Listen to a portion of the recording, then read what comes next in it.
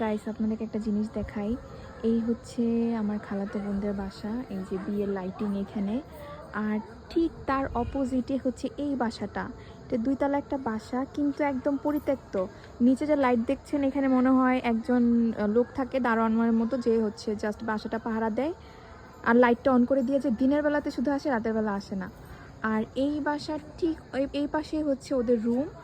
আর রাত ২টা-৩টার দিকে দেখা যায় যে বিভিন্ন রকম সাউন্ড এই বাসা থেকে আসে। আপনারা জাস্ট একবার দেখেন বাসাটার দিকে কতটা ভয়ঙ্কর।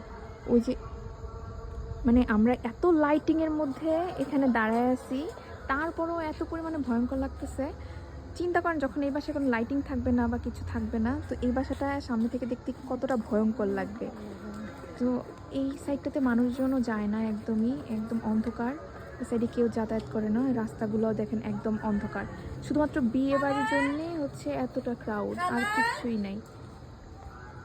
আমরা সবাই অনেক ভয়ে আছি যে আমরা এখানে জাস্ট একটু সাজুগুজু, মানে আজকে যেহেতু হলুদের প্রোগ্রাম, আমরা সাজুগুজু করে এখানে আসছিলাম আর এই ভয়ঙ্কর একটা দৃশ্য দেখলাম আর অনেক কাহিনী শুনলাম এই বাসার। এই ওটা কি রে? এই যে সামনে, ও মা